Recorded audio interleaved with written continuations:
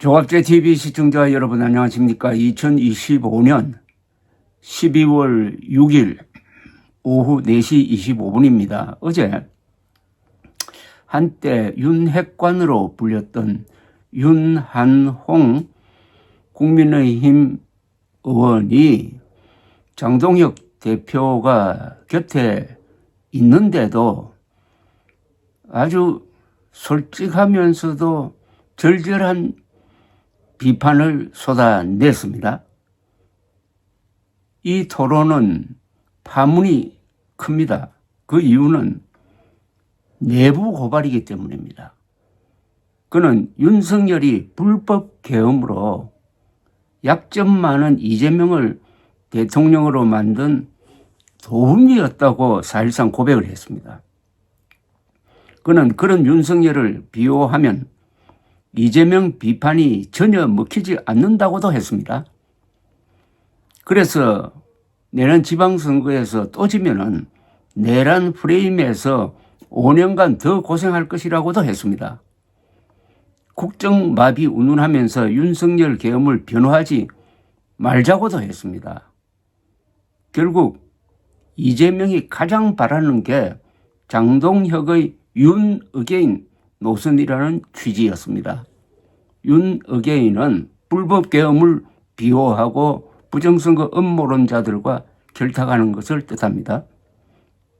그러니까 윤석열과 장동혁은 이재명에게 불법 계엄과 비호로서 대를 이어 봉사하는 일종의 비밀 요원이란 이야기처럼 들렸습니다. 전략이 중요한 것은 잘못된 가치관과 정보에 근거할 때 무의식적으로 적을 돕기 때문입니다. 전략은 방향을 결정합니다. 운동의 방향을 결정하는 게 전략입니다.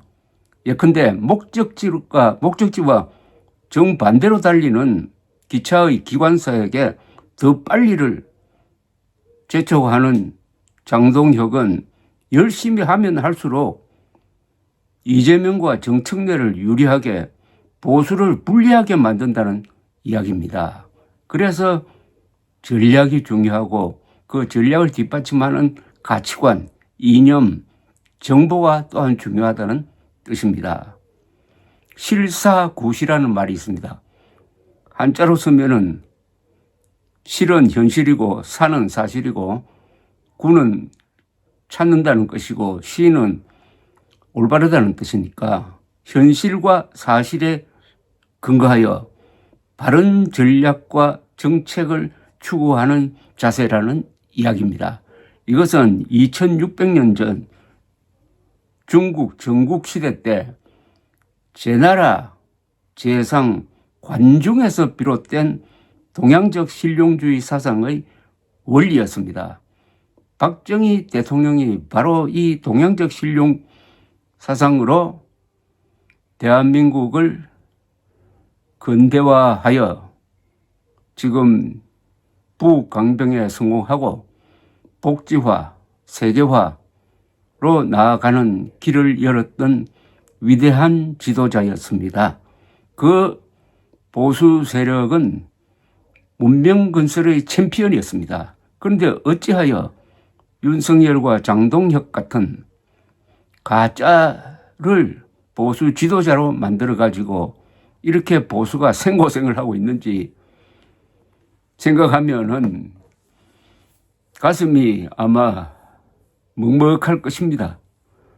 특히 보수 지식인을 자처하는 사람들이 어떻게 윤석열, 전한길, 장동혁 같은 사람을 지지하게 되었습니까? 영혼을 판 거죠. 영혼을 선동가에게 판 거죠.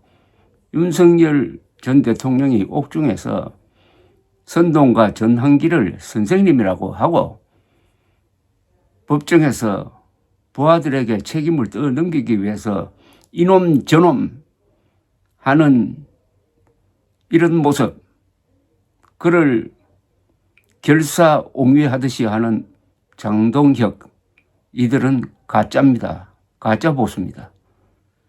그러니까 윤석열, 장동혁 불법계엄, 부정선거 음모론에 반대하는 사람들, 뭐 한동훈, 그리고 이준석, 윤한홍 이런 사람들이 뭉쳐서 제대로 된 맨정신 보수를 재건해야 합니다. 감사합니다.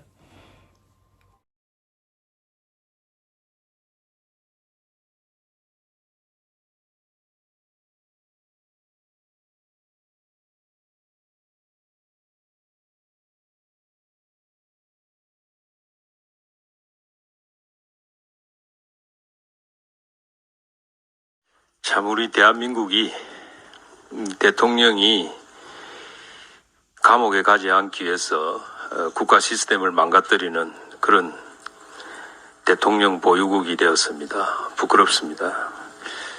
정상적인 나라였다면 도저히 대통령이 될 수 없었던 분이 국회를 이용한 방탄, 또 수많은 변호사들을 이용한 재판을 미뤄서 대통령이 되었습니다.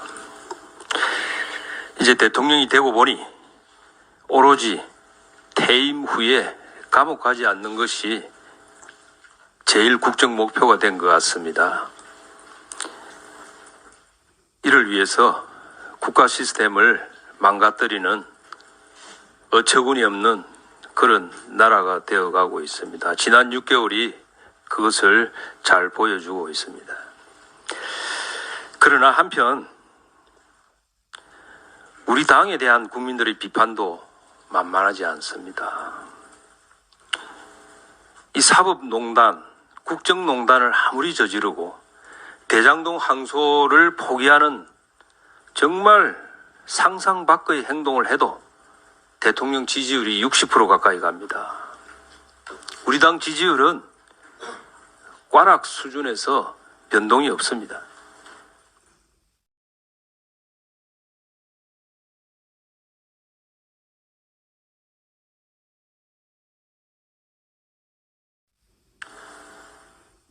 왜 그렇겠습니까?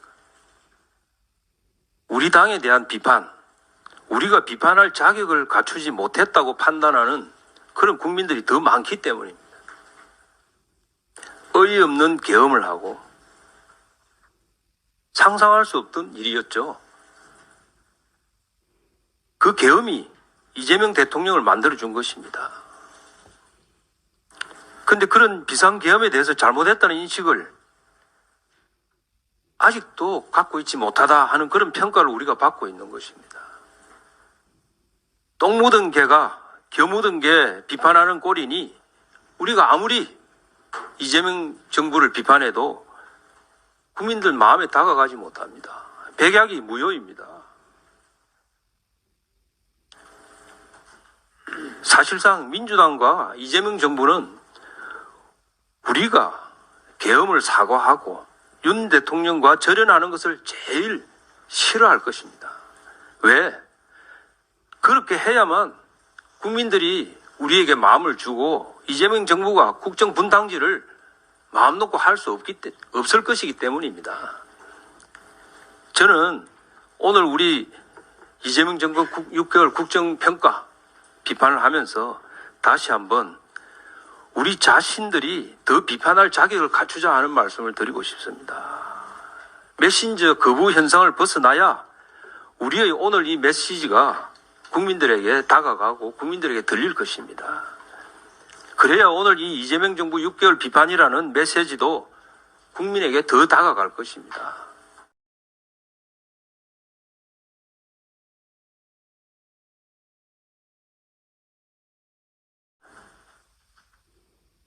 우리가 2021년에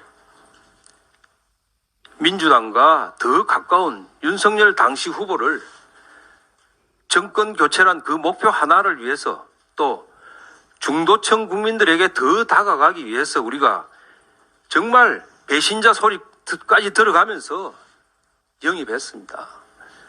그때 그 와신 상담의 자세로 다시 한번 윤석열 전 대통령과의 인연, 골수 지지층의 손가락질 다 벗어던지고 계엄의 굴레를 벗어나자 하는 말씀을 드리고 싶습니다. 국정마비가 계엄의 원인이다. 이런 얘기 더 이상 하면 안 된다고 저는 생각합니다. 이런 논리로 계엄이 정당화될 수 없습니다. 아무리 그래도 계엄은 선택할 수 있는 대안이 아니었습니다. 계엄을 벗어던지고 그 어이없는 판단의 부끄러움을 국민에게 사과해야 합니다. 그래야 우리 당이 살고 우리 당이 살아야 대한민국이 사는 것입니다. 지지율도 오를 것입니다. 우리를 국회의원을 만들어준 그 지지 세력, 또 한편으로는 당대표를 만들어준 그런 분들에 대한 섭섭함은 지방선거 이겨서 보답하면 됩니다. 몇 달간 배신자 소리 들어도 됩니다. 지방선거 이겨서 대한민국 살려야 할 거 아닙니까? 내란 프레임 지긋지긋하지도 않습니까? 우리가 이 계엄조차 벗어 던지고 있지 못하기 때문에 내란 딱지로 1년을 우려먹고 있습니다. 그렇게 지금 이 상태로 가면 지방선거 지으면 내란 딱지는 5년 내내 갑니다. 우리가 윤석열 후보를 당시에 내로남불 문재인 정권 연장을 막기 위해서 외부에서 스카우트해 온 사람입니다. 우리하고 당시에 큰 연결고리도 없었습니다. 우리 당과 계엄을 사전에 논의한 적도 없습니다. 논의할 생각조차 안 한 사람이었습니다. 우리 당에는 계엄을 사전에 알고 있던 사람도 한 사람도 없습니다. 우리가 계엄을 벗어 던지면 내란 프레임은 더 이상 통하지 않을 것입니다. 국민들은 우리에게 다시 눈길을 줄 것입니다. 내란 우려 먹는 것 1년이면 유효기간이 끝났다고 여러 특검들 지긋지긋하다고 국민들이 들고 일어날 것입니다. 이렇게 우리가 계엄을 사과하고 윤 전 대통령과 절연하는 것을 이재명 대통령과 민주당이 가장 싫어할 것입니다. 우리는 그 길로 가야 합니다. 돈을 풀어서 고환율 만들고 계엄 탓하지 말라고 서학계엄이 탓하지 말라고 국민연금 동원해서 주가 받칠 생각하지 말라고 세금으로 부동산 잡을 생각하지 말라. 그렇게 국민들이 들고 일어날 것입니다. 저는 이것이 저 무례한 이재명에게 통쾌하게 복수하는 것이라고 생각합니다. 그리고 국정 시스템 마비를 막고 대한민국이 계속해서 성장하고 나아갈 수 있는 길이라고 생각합니다. 이상입니다.